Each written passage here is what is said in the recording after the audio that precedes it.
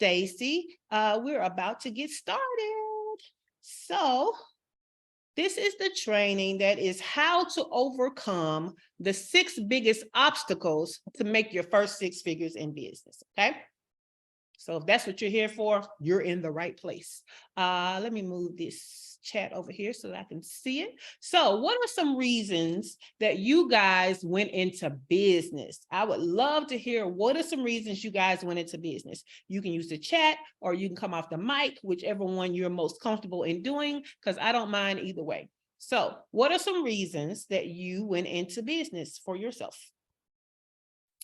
Let's see. Oh, now y'all, look, y'all know we're all friends. I'll call your name. Go ahead, Dahlia, save them.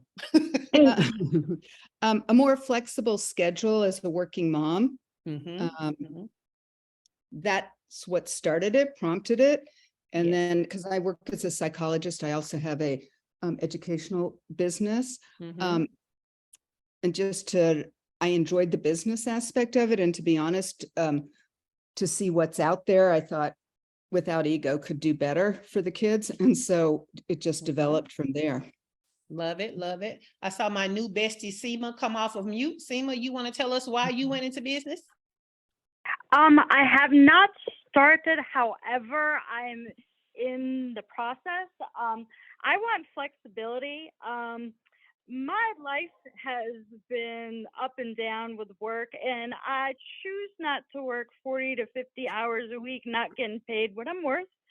So I work remotely now, but I'm only working very, very part-time because I'm investing in my training, getting some upskills going to start a consulting business.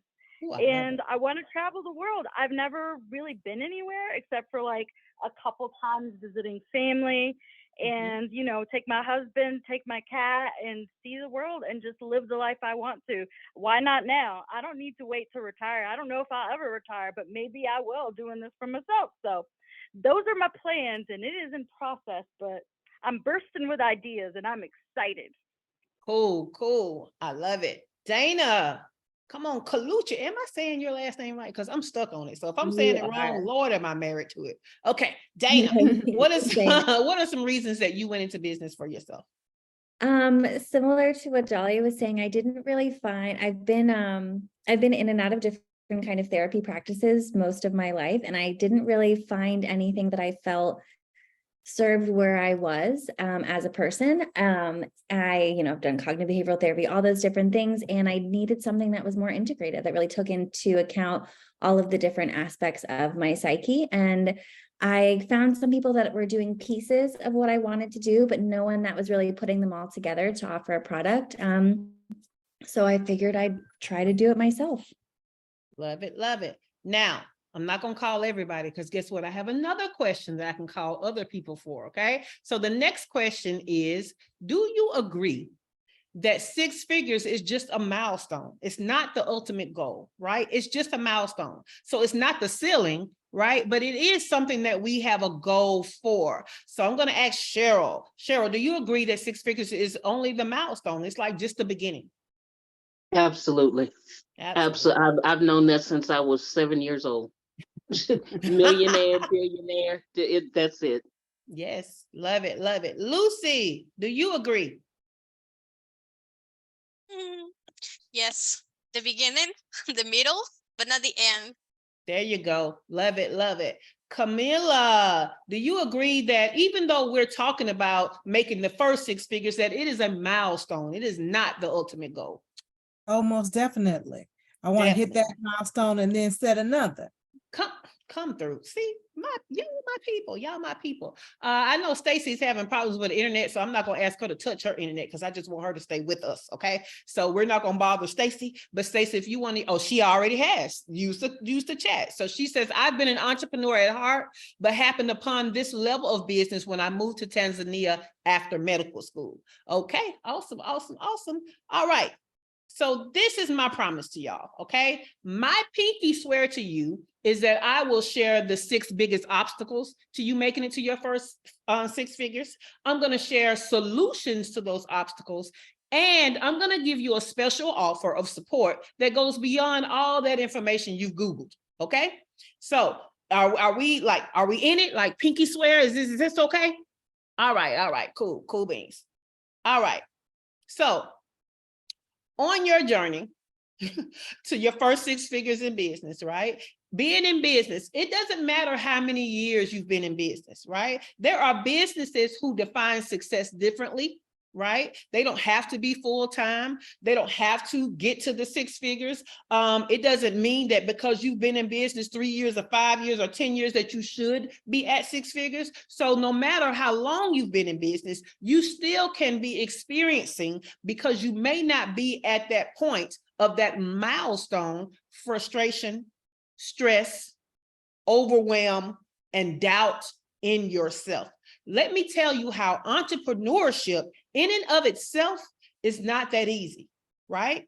Because most of us, what we're doing is we have something that helps people or that people want, that they're willing to pay for, but we jumped into business by saying, I have something for sale, buy it from me. But that's not actually a structured business. And that's what happens to bring about the frustration, the stress, the overwhelm, and the doubt in yourself, because you can start off and you can get people to start buying from you. But is that a business? Just because people are buying from you, is that a business? And I'll give you a great example. Girl Scouts sell cookies. Are they in business? Right? Do they have a business? The way we know business should be. And so what happens is when you skip that clarity, when you skip that structuring, and when you skip the first strategies to go to all the strategies that are the new rage, you get your frustration, your stress, your overwhelm, and doubt in yourself. Okay. So I have one question for you guys, right? The subject matter brought you here. Making your first 6 figures in business, how to overcome the 6 biggest obstacles. Not to say they're the only ones, but the 6 biggest. Okay, so the question is, why now? Right? What made you come here for this information? Why now? Does anybody want to put anything in the chat about why now? Like, why are you looking for solutions now? Like Dahlia and I said, you could be in business for a while. So why are you looking for solutions now? Feel free to come off the mic. That's fine. It's Seema. I would say my why now. Actually, a couple of years ago, had another business. I bake, and I'm also a chocolatier. I did that for a few years. I enjoyed it, but I got burnt out and didn't make enough money, so I stopped. But I never really let go of that part of the dream. Yes. So it's evolving, and like my dad died a few years ago, and he worked his whole life and got pushed out before full retirement. And I'm like, there's no loyalty in a company. I'm more loyal to like myself, my family, and it's about time. Like I said, I never thought I'd be able to retire. I don't know anybody even close to my age that has retired or thinks that they will. And I'm working class, even though I have a master's degree in business, even though I've had additional training. And it's time. Why wait until you retire? And I actually have a friend of a friend going through cancer right now. And now she's traveling the world to get treatment, but she's just like, I'm not going to wait because I may not have that much time left. And I don't want to get to that point where now I'm racing to live my life. So that's my why now. Thank you, Seema, for sharing that. Because, yes, we are a tribe of people, boy. Dana was shaking her head the whole time you were talking, Seema. I'm telling you, we are the same. Dana, what do you want to share with us about why now? My why now is that I'm tired of feeling alone in this process. I felt so aligned with, like I said, the segment you did with Shauna, and most of the people in my life, the people that love me the most, support me endlessly, to a limit where they're like, oh, can't you just go get a corporate job and just live in the United States and get married and have kids? And no, I don't want that right now. And I thinking about the things you listed before, I keep running into all of these frustrations and feeling like I can't reach out to the people closest to me for support. So when I heard about you, I thought, oh my gosh, this woman, she's a trailblazer. And I felt so aligned with it. Awesome. And in the chat, Stacy has said, I'm stuck on marketing and audience. I have an MBA, but marketing is not a strong part for me. And so much has happened, or sorry, so much has changed with marketing and customer targeting in the past 3 years. That is challenging for me to keep up with the trends to scale my income. Yes, Lord have mercy. Lord knows that the landscape of marketing has changed, and we can go even past just Facebook ads and how they've changed. Just marketing in and of itself has changed, right? So yes, I'm loving these answers. So they fall right in line with what my mission is, right? So my mission, it's you. Okay, I want to stop entrepreneurs just like you from struggling to make it to their first 6 figures in business while creating time freedom, right? So what we know is money is a tool. And that tool is supposed to get us to the life that we want. The money is not the reason, right? Getting the money to use it as the tool to get to where we want, to have the life that we want, to have that time freedom, that is the goal, okay? And most of you already know, but I will tell you anyway, that my freedom looks like living and working my business from anywhere in the world. I started this journey in Belize. I lived in Mexico for 3 years. Last year, I was in Buenos Aires, Argentina. If you don't know, that is the Paris of Latin America. So I enjoyed that time, but I'm right back in my favorite little beach town in Playa del Carmen, Mexico. So that's what my freedom looks like, right? So I was just like you guys. I was in corporate America, and you don't have to be in corporate America, but you're somewhere when you're dreaming of the life that you want, right? But for me, it was corporate America. I'm working for people who I don't necessarily enjoy, because, you know, one of the big things about corporate America is leadership usually sucks in corporate America, okay? It's never the job, right? You always love your job. You love what you do. You might even like some of your coworkers, but it's usually the leadership, right? It's usually the stupid policies. It's just usually the things that don't make sense. They make life harder than it has to be. And I just wanted to be free of it all, okay? So that to me was freedom. That was my goal. Seema said, preach. See, that's why we're besties, Seema. So I'm kind of a big deal. As y'all can see, I am not modest at all, right? I'm not modest at all. So I'm an international best-selling author. I have 20 digital publications, 4 books on Amazon. I'm a part of at least 2 business anthologies. I'm an international business coach. I've had clients in New Zealand, Africa, Belize, Mexico, and Argentina. So there's no coincidence that where I go, I tend to have some clients, because I don't know how not to help y'all. I just don't know how not to, okay? All right, so I've been featured by some big names on some big platforms, right? So I've been featured by Time Magazine, NBC, Delta Airlines, Yahoo, Thrive Global, and more. Again, these are some large platforms that trusted me and my expertise. So you're in good hands today because you can trust me too. And y'all know I'm loving these pictures. It's making me want to do another photo shoot. Yes, come through with the freedom. All right, so I am known as the fractional COO, or Chief Operating Officer. And what I do is I work with an exclusive clientele of 7- and 6-figure businesses. These are some of the brands that I have worked with. I currently am working with about 3 of them, but this is like the life cycle of the brands that I have worked with. And I love what I do. I really do. But what I realized was I can't help as many people as I want to with this high ticket service, because I want you to think about, what does a fractional chief operating officer make in corporate, right? So me coming out of corporate, you know, I'm not trying to go down in lifestyle, right? So everybody can afford that service. But what happened was, I created this framework out of the success of me handling their businesses, and out of the success of what I learned about having my own business, okay? But don't think that I came through and didn't understand, and got it all right the first time. This is me, guys, right? I had a lot of information. I knew how to help a lot of people, and I wasn't making a lot of money at first. Right? I mean, people would come and they would let me speak and all of this. I was giving away my genius for peanuts. And let me tell you what my biggest problem was. My biggest problem was I was so busy wanting to help other people and set up their company. I didn't set up my own company, right? So what started to happen was I started to create what I felt like was a personal job, okay? And not even a good one, okay? Because that frustration that you're feeling, that stress that you're feeling, and all of those things that we listed, it comes from the fact that you're the worst boss you ever had. Right? You're the worst boss you've ever had. You don't give yourself breaks. Because that is so true. I know, right? You don't give yourself breaks. You know, you don't take time away and give yourself vacation. You probably don't have a health plan. So all of the things that you look at as benefits from being in corporate America that somebody should give you, you're not even giving to yourself, right?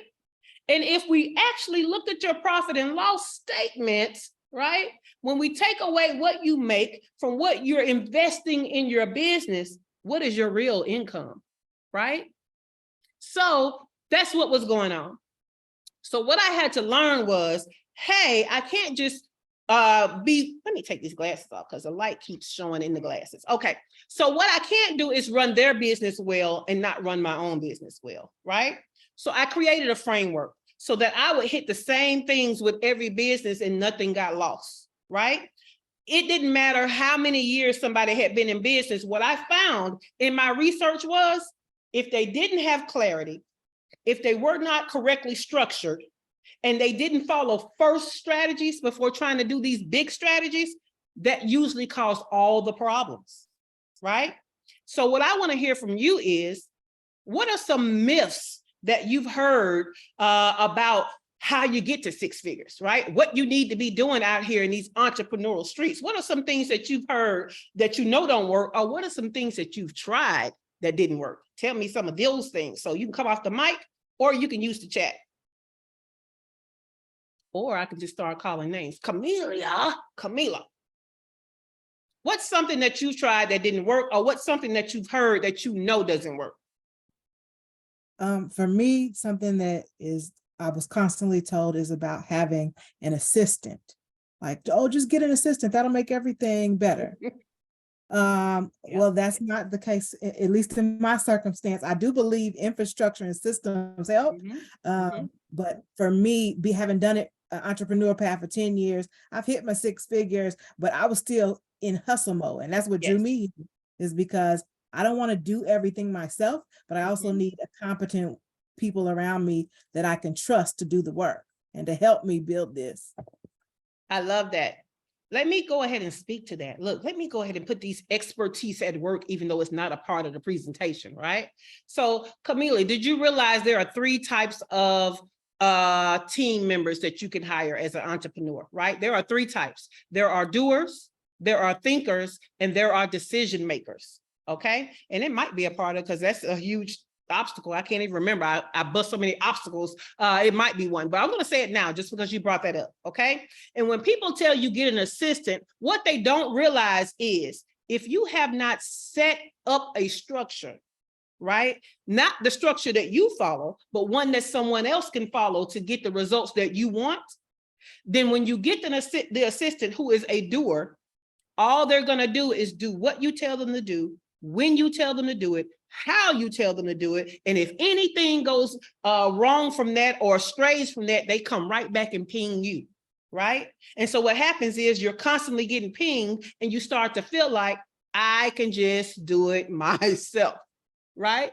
And so that's usually the problem. So yes, I will tell you, we have gone through the buzzwords of who you're supposed to be your first hire as a small business owner and an entrepreneur. So, you know, for a while it was, you need a VA or you need a virtual assistant, right?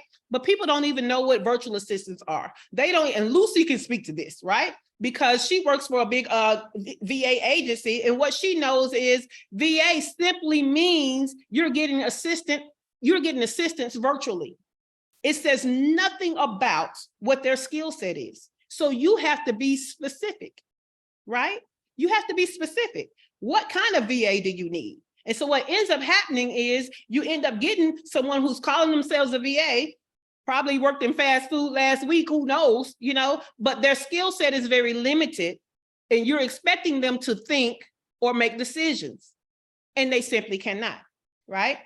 So we're going to say that's what that was, right? So do you agree, Camila, that that's what goes on? Because what we know is what came after that was project managers. Then everybody wanted a project manager. Well, you don't even know what they do. And now, you know, my title is very popular. A fractional C-suite person is you know, it's all the rage right now. Camilla, did you want to speak to that?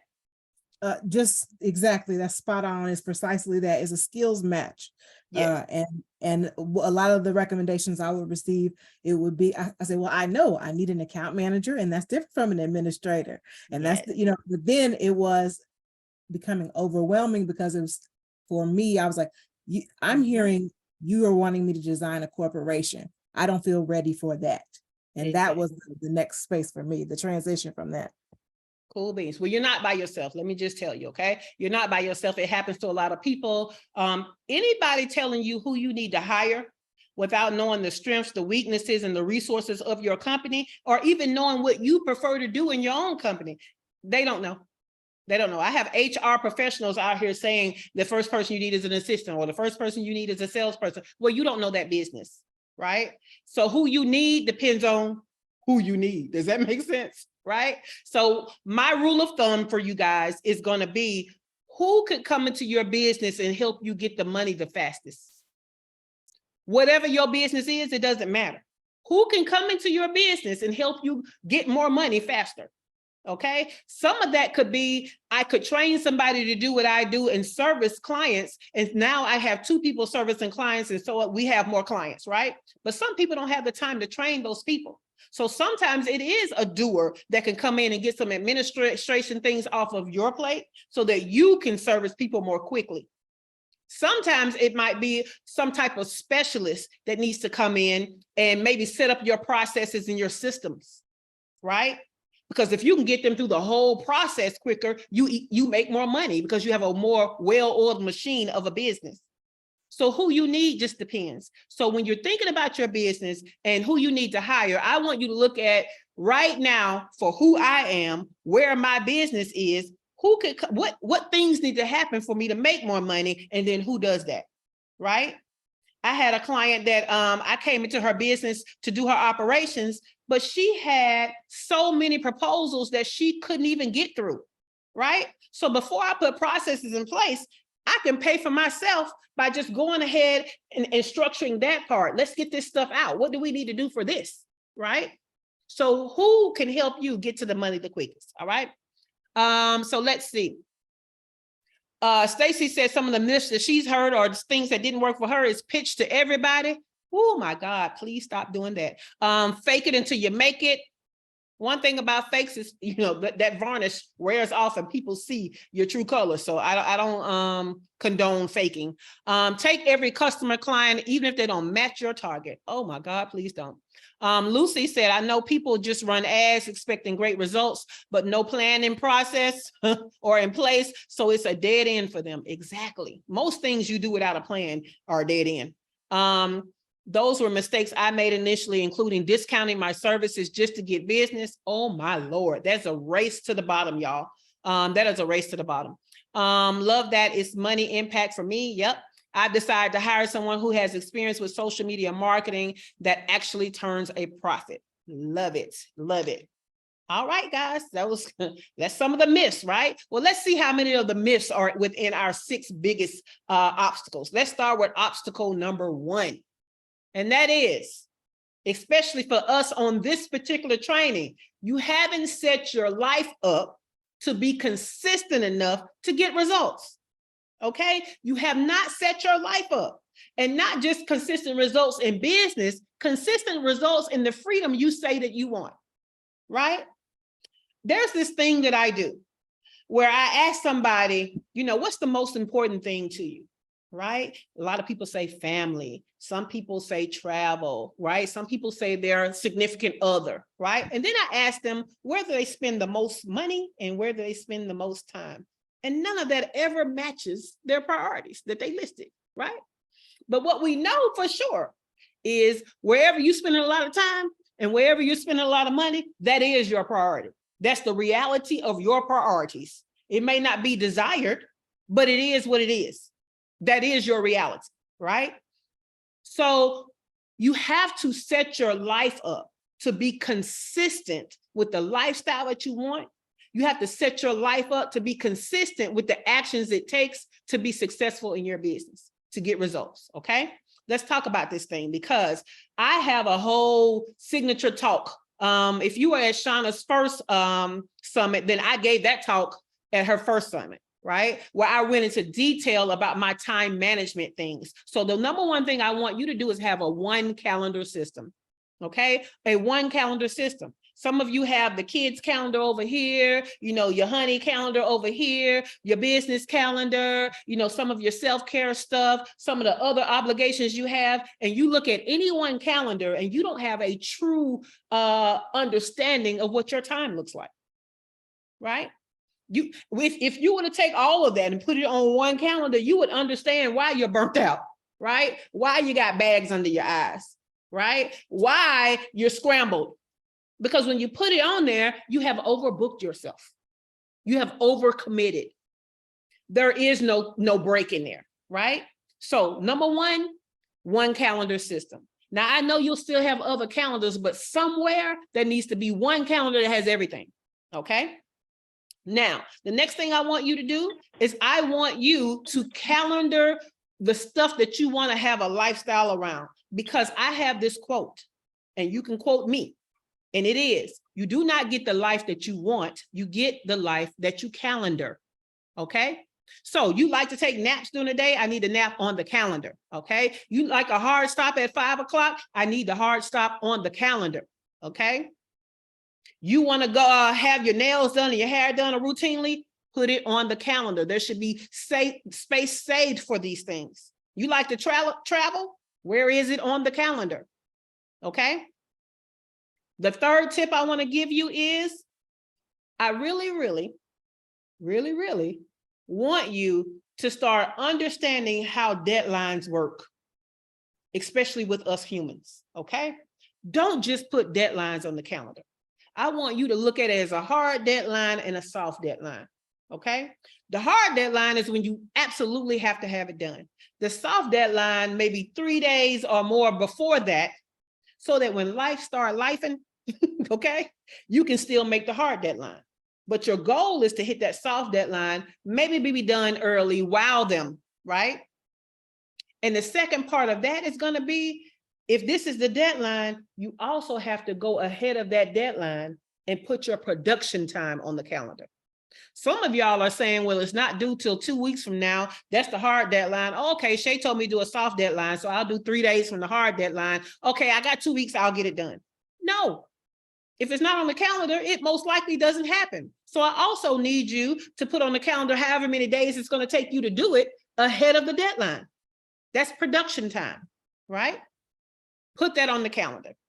All right, let's see what the comment says. Most important thing to me is freedom, calendar it. What you feel like is important, calendar it. What is a good platform for a one calendar system? Now that depends, right? I don't like Google, because when I get to putting a bunch of stuff on there, it just looks like little thin colored lines, and that's doing nothing for me. I need some at a glance stuff. So I actually just created let me show y'all something. I just created for myself. Let me unplug this, you see? I just created a table that has the week on it, right? And I go week by week and look at all of my calendars, and put them all on this a week ahead of time, right? I also have a paper calendar that has the months, right? You know, the calendar that you put in the kitchen. I would show you that one, but my keyboard is on top of it. And I feel like if I try to pick this keyboard up, it's a big ergonomical, I'm gonna, I don't know, lose something. But so whichever one is best for you. I tried to go paperless for a year. It bothered me that my iPad would, what do you call it? The battery would die. I would have to log into my computer and wait till all of that to get to the other calendar. I need my paper calendar too, right? So I look at my month view on my paper calendar, and I go week by week on all calendars and put it on my iPad on that little grid that I have that's a week, right? So one calendar, achieving deadlines equals accountability. That's right. Dana, what you got? So this is about the, sticking to the calendar, not like within your consistency issue, but with things that come up. So I have previous experience in property management. which, as you can imagine, little fires happen all the time. And I would schedule my day from 10 to 5 to be this. And then I would look back at the end of the day and I'd be like, oh my God, I wasn't able to get anything that I said I was going to get done accomplished. So how do you account for, you know, things that come up during the day? And then say, for example, you are like, all right, I'm going to do this. Do you like schedule by task or by like general idea of what you're going to do that day? Sorry, that was kind of a two-part question. No, it's great because yes. So what I do is I have production time slots, right? That are set. That production time slot is not going to move unless a catastrophic something happens, right? But that it's there, right? Just like a meeting, it's there. And so what I evaluate is, so for me, I have such a system. Y'all know I'm an operations person, so I have formulas and systems and frameworks for everything. So at the end of every business shift, I prioritize what I was working on, what I know I want to get done the next day, while I'm still in the energy of what I didn't complete, right? And so I leave a list. Okay, so when I come in the next day, I look at that list. I've checked my emails. I've kind of gotten a lay of the land. I may have to reprioritize, and that's fine, right? Now, so that's the list thing. Like, how do I know what I'm doing? But with the people interrupting and the things interrupting, they have to have access to you to interrupt, right? So what I'm going to say is production time might be time that you move away from your desk. Or production time might be the time that you have the do not disturb on the phone. Production time might be the time you have your cell phone ringer off. You see what I'm saying? Because at the end of the day, you have to respect your own boundaries. Other people are not going to respect them. And what they don't understand is all they see is the one time they're interrupting you. They don't understand that everybody's interrupting you all day long. And when you look up, you've done nothing. So it's up to you to control your own boundaries, right? Another thing that helps me, because sometimes what happens is I'll have an intention to do something. I didn't do that and I feel like I didn't get anything done. No, I got a lot of stuff done. I just didn't get that done, right? So I have what I call a work session log. And what I have is what I intend to do is one list, and under it is what I actually got done.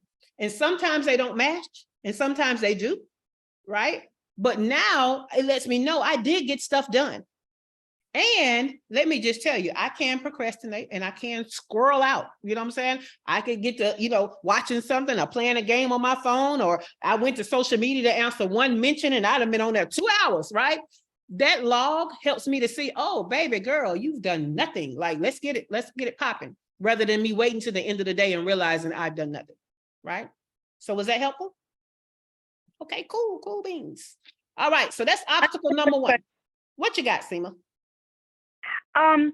So my priority, one of the big priorities that I have that I also do because I have like chronic illness, and sometimes, you know, when I need to nap, I need to nap.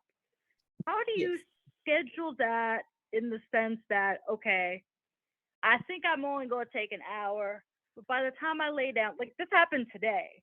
Like, actually, I set my timer and I was only going to take like about an hour, and then I got caught up on stuff. And so then I was already behind schedule because then I realized I forgot to eat and I had to do X, Y, and Z. So like specific to that, because like I'm trying to be like, okay, what does a body need? You need rest, you need water, you need food, and kind of try to build that in. You need bathroom breaks. Like I forget to pee during the day. So like when those things, like specific naps, how, I guess, would you suggest scheduling that in your day? Because sometimes when I just get tired, I'm just like, I'm in the mode of relaxing and I'm just going to fall asleep and then get up whenever I get up, because setting an alarm sometimes just makes me more anxious of like, you know, like if you had a traditional job on the weekends, if you don't have an alarm on, that's when you get your best sleep, when you don't have an alarm. So how would you suggest doing that, I guess, more effectively, real world? So you're still gonna need an alarm. In fact, more than one, right? But you also need what I call a template week. A template week. TMPLATE. Okay, y'all know I'm from Alabama, so that came out country. But template week. No, I understood it. Template. Yeah. So what you're gonna have is what is the usual daily schedule or the usual weekly schedule, right? So when I showed you guys, show you again, this, you see some stuff is typed in there first and then some stuff is written, right? The type stuff is my template week.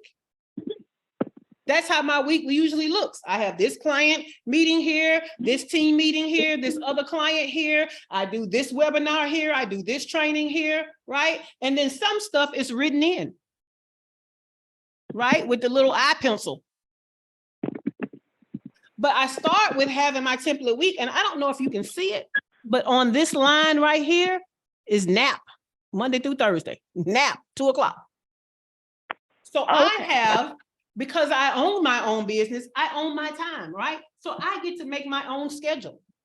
So I have businesses doing, meetings during the day. Okay. I have lunch, I take a nap, and I come back and I do production or work product stuff, right? And I'm refreshed because I took that nap. So it's a part of my template week. That's one thing. But Seema, I don't just have a alarm. I got, let's move that one. Discard the change. I have a bunch of alarms. Do you see this? That is my life though. Like I have a paper calendar, like you said. My husband actually prints out the biggest size paper, and I have a paper calendar, and I can't do the electronic thing because my eyes get tired. And so I started writing things in pencil, and I'm trying to think of like, okay, so I'm starting some of that. But yeah, I have a million alarms. Do this, start this. And then like, if I have an appointment, start this, get ready to leave, and then actually leave. Yeah. And then you have to leave by now, otherwise you're going to be late. Like, okay, I got you. But you know what, Bestie, what you're telling me is the problem isn't that you have structure or you don't have structure. You have structure. You're not following the structure. You're not respecting the structure or the boundaries that help you protect the structure. So that's what you have to start doing. For traditional jobs, I've been like structure. When I was in school, it was structure. It's like me now. Yeah.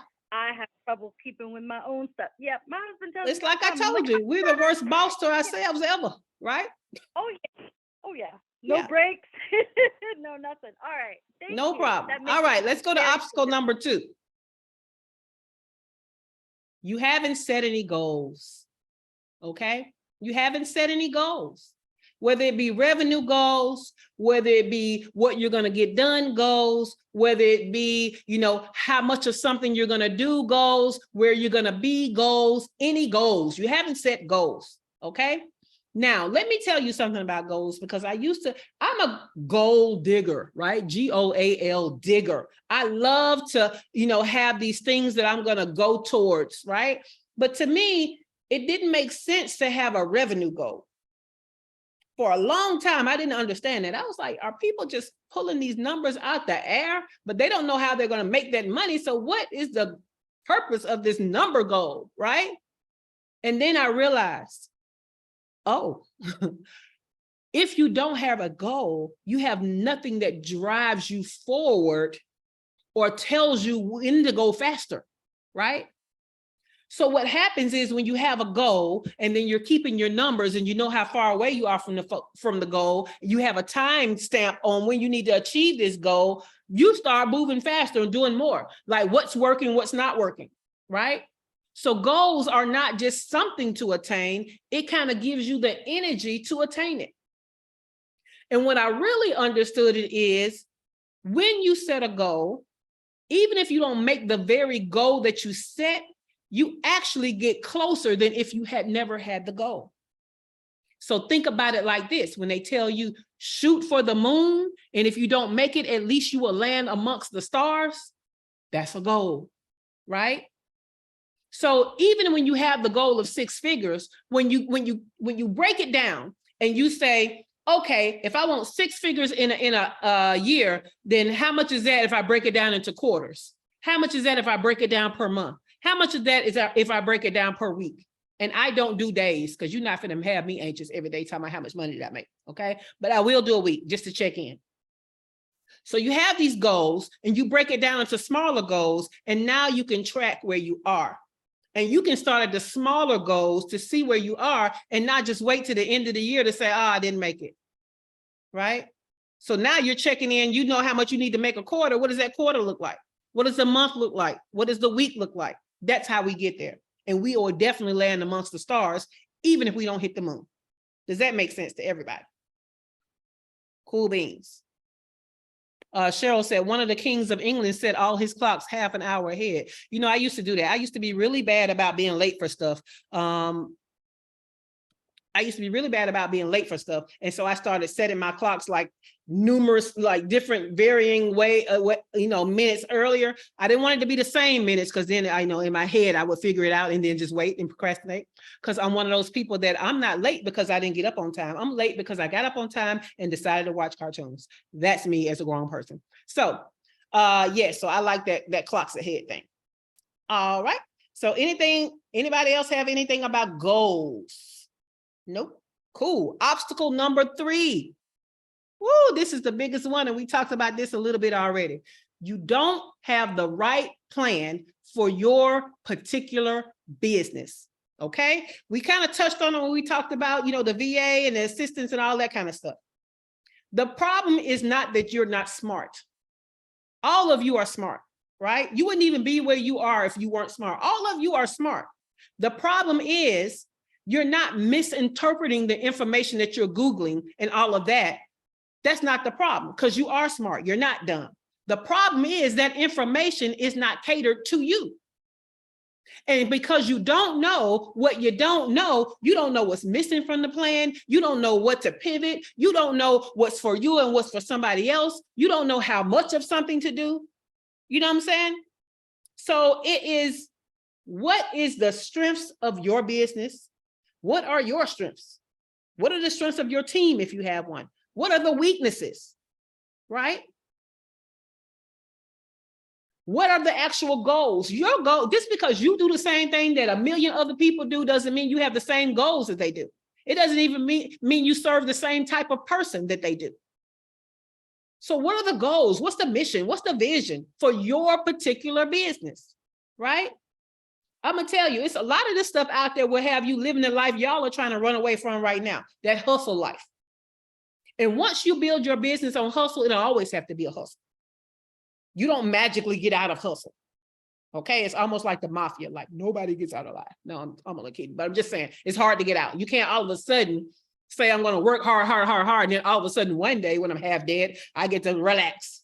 None of us want that. We are already a different type of person than that. If we wanted that, we could have stayed in corporate America, right? We could have stayed with the job, because that's what they give you. Work. And one day you get to live your life off the $200 a month I give you, right?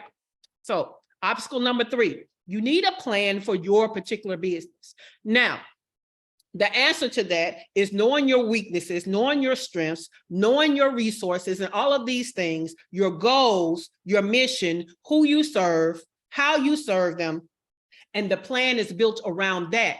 And for us in particular, it's also built around our lifestyle. Okay, so you need a plan. I just mentioned resources, didn't I? Okay, you don't have the right or enough resources. Okay, you don't have the right resources, or you don't have enough resources. Now, from here, what you're going to realize is the obstacles are going to build on each other at this point, right? Because guess what? Guess how you know if you have the right resources or if you have enough resources? Your plan, right? The plan tells you what resources you need and how much you need. So it still goes back to that plan that has to be catered to your business. It depends on what are you doing. It depends on, like we said earlier, what resources do you already have? What are you lacking from the resources that you have? You have to know that, and that comes from the plan. Okay, any questions about resources? And let me tell you, resources can be people. I call them people resources. I don't call them human resources anymore, because people have taken the humanity out of human resources. So I say people resources to remind you that you are using these people to propel your business forward. They are a resource for you, right? It could be technology. It could be finances.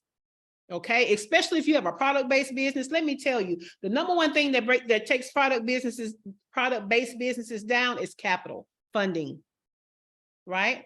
For us service-based businesses, it's probably stop making it so complicated for people to pay us. You know, we waiting 7 days to send a proposal, all these things, trying to do everything custom. Okay, what resources do you need? Obstacle number 5, you lack structure. Okay, you lack structure. Now, again, we're building.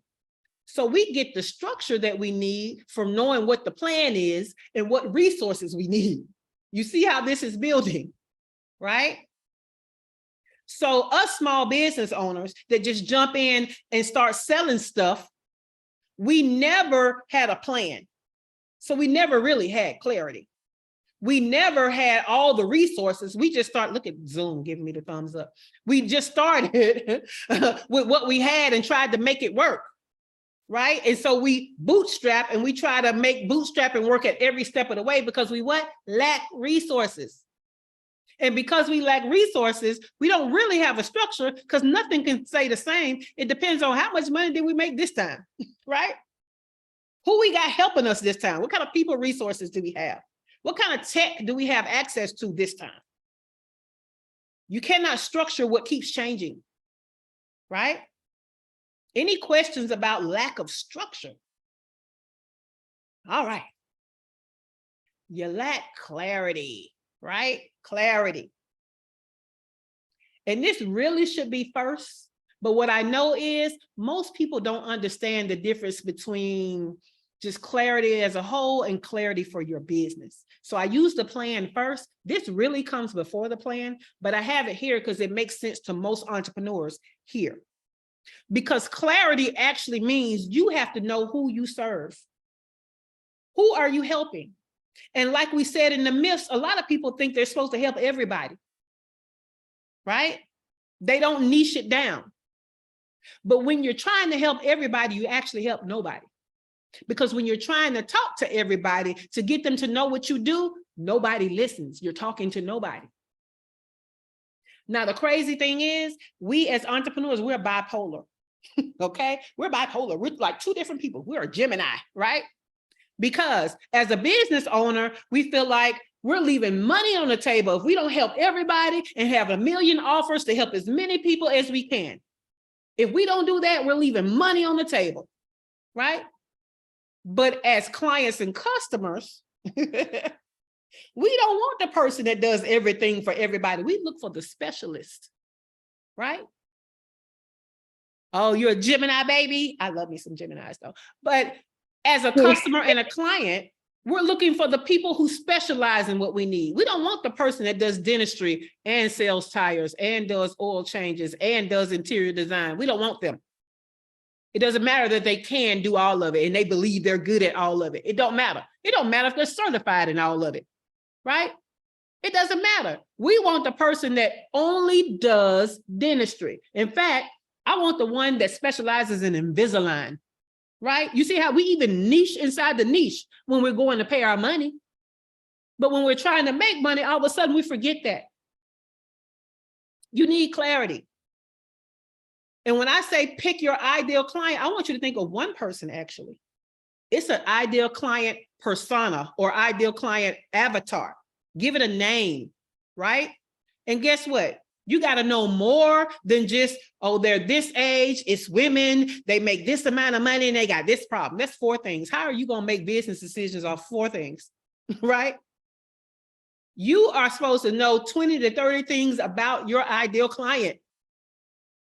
Those were just demographics. You need to know demographics. You need to know psychographics. That's how they think, right?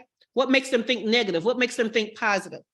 You need to know about their buying psychology. What makes them buy? What makes them not buy? Okay? What are the buying behaviors? What are some obstacles or some seasons or some things going on that's not the right time for them to buy? Who is their buying team? Do they have somebody that always has something to say that either prevents them from buying? Do they have to go get an approval from somebody? You have to know all of these things. What do they like outside of what they need from you? Where are they on social media? Where are they looking for the information you have and the solutions that you have? Right?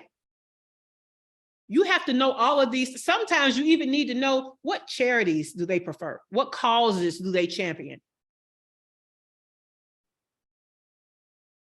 Because when you can use all of this information, there's no way they don't know that you're talking to them.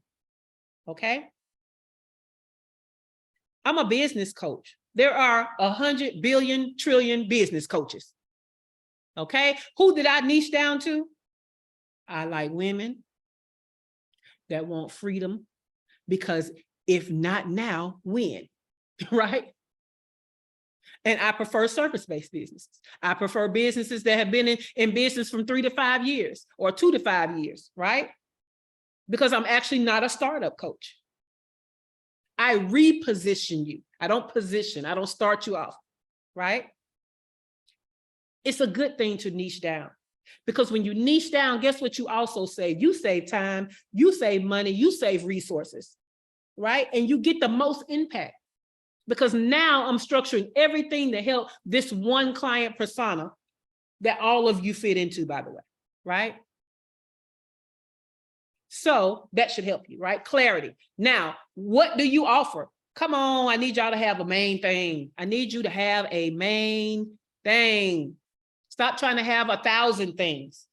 This is why people don't know what you do or who you do it for. This is why every time you meet the same person, you get sick of telling them what you do and what your business is. It's because it's not clear. It's not niched enough. You saying it different every time. You're not known for anything, right? I am known for being a fractional chief operating officer before it became the buzzword. People know me so much from being a fractional C-suite person that if they say fractional CMO, fractional CTO, fractional CFO, they still tagging me. All they remember is I'm a fractional C-suite person. They remember I'm in the executive level of business, helping businesses. That's what they remember. Now I'm going to be known for helping service-based businesses struggling to make it to their first 6 figures. But first I did that. I didn't do both at the same time starting off.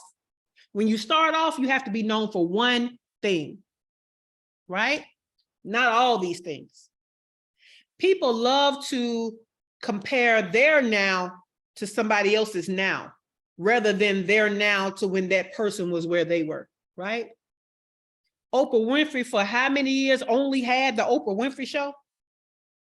She became known for being a great talk show host, right?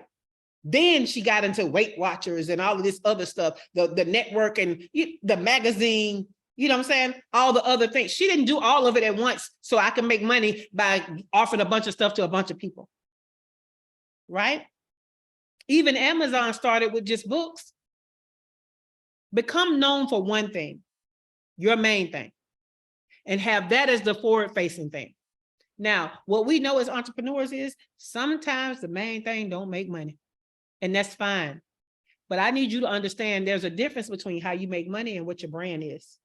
I don't care if you go over there and sell Avon, Tupperware, and all that kind of stuff to fund your business, but when they go to your website, I bet not see Tupperware and Avon and what you do on that one website, right?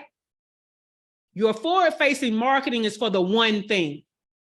How you make money to fund it, I don't care what you do, right? Do what you gotta do. If you're in survival mode, get the money. You can pitch people for stuff that never appears on your website. You wanna know how Lucy knows me? Lucy knows me because I teach small business operations fundamentals to a VA agency. Is that on my website? No. But I can pitch it to VA agencies and VAs all day, every day. I teach an annotated version of my 6 phases to 6 figures inside other people's programs. But is that on my website? No. Right? What you got, Dana? So how are you, when you're saying pitch to, for example, the VA company, are you approaching them or do they word of mouth hear about you? Both. Okay. Both. So some of it is They know I know operations, right? My content speaks for itself. As you guys know, just in this little time that you spent with me, because you're experiencing me differently than when I was at the summit, right? Because I can only say so many things at the summit. But what you know is you can throw stuff at me, and because I know my shit, I can answer you, right? So I take advantage of that. I'm that good, right? So my content is out there. I have a morning show, a blog talk, people interact with me all day. They can ask me questions and I'm on it, right? So people are saying, oh, well, if she can do that, she can probably do this. And I'm going to ask her. That's why it's okay to have a main thing. Sometimes we don't give people credit for being as smart as they are.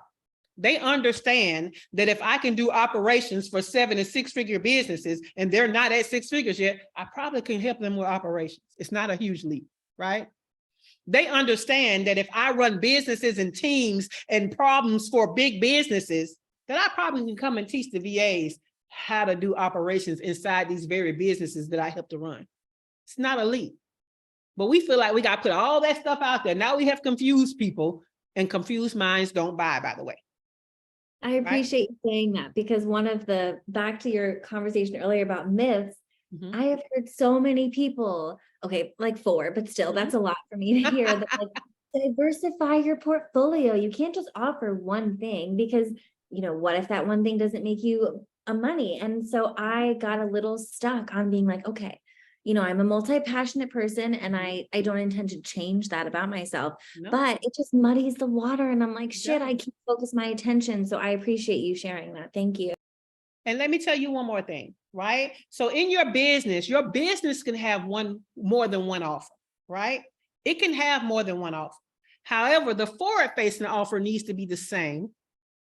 And especially us service-based businesses, nobody goes to a website and clicks and buys a service for real. They come through you.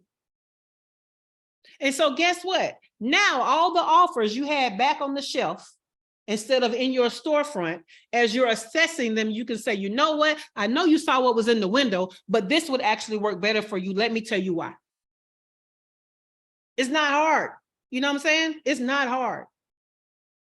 Let's see, what is this? Stacy said, I may have too many things on my website. Thanks for that. I'm launching my Shopify store next week. It's a fundraising activity for my wellness retreat center. But maybe I have too much stuff on my website right now. I'm also bringing in other practitioners next year. My clinic will probably need a different website. I'm not sure how to think that through. Yeah, see, that's a lot, Stacy, that's a lot. And on the same website, you also have the safari tours, right? So this is that thing of when you are buying, right? And you are looking for a safari is an adventure, right? And all your wellness stuff, that's a whole different type of person. So if I come on your website and I see both, I'm most likely shopping and researching anyway. I might go with somebody who is just safari or just wellness. You see what I'm saying? We like specialists when we spend our money. Yeah, she said, got it, right? Now, I will tell you that with all of the wellness stuff, you can just put your main thing out there, be known for that thing, keep the rest of the stuff out on the shelf. And when people want the wellness thing, guess what, Stacy? They got to come through you anyway. You still have to do an assessment, right? We don't just let anybody into our services. We always do an assessment.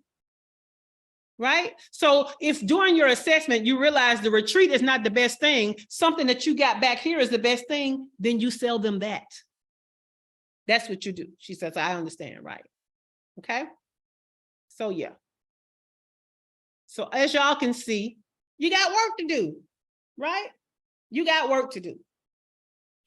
And we're already living in a unicorn world amongst horses being entrepreneurs. Okay. So I have what I call, this is my framework, the 6 Ds to 6 figures. Okay, the 6 Ds to 6 figures. And they are in order. They build upon each other. And the problem that most entrepreneurs are having is they're skipping across the first ones and trying to jump to those last ones. So let me tell you what they are. Okay, declare, define, design, develop, direct, drive. I need you to first declare your freedom, because we different around here, right? We're some different kind of entrepreneurs. Our freedom comes first. And like I told you, if we don't start with our freedom, we're going to end up not having that freedom. So we're going to start with our freedom. Okay, we're going to declare that. Then we're going to define the business around the freedom. Okay. Then we're going to define, and when I say define the business around the freedom, that is who is the avatar, what we're going to do, what's going to be the main thing, and all that kind of how we serve the main thing, because it's going to be defined by our freedom, right? So the ideal client can have everything on your list as an ideal client, but if they're going to bug the shit out of you, they are not your ideal client based on how you have declared your freedom. Okay, so you see how that works? Okay. How you service them. If it's going to take too much of your time, if it's going to take too much of you, if you got to sit behind a computer 14 hours a day, it don't fit the freedom that you declare. Okay, that's why the freedom comes first. Then you define your business, and everything about your business is clarity around that freedom. Okay, then you're going to design the structure around how you define the business. Right? Last week, I talked in my content about using certain careers to think about the things you need to be doing in your business. And I kind of messed them up when I told them they need to be like an architect. There is no big, nice building, okay, that people actually want that didn't start with a blueprint. Think about the houses that people are just building out in the jungle somewhere or whatever they're doing. How do those houses look? Is that how you want your business to look? Because that's how you started your business.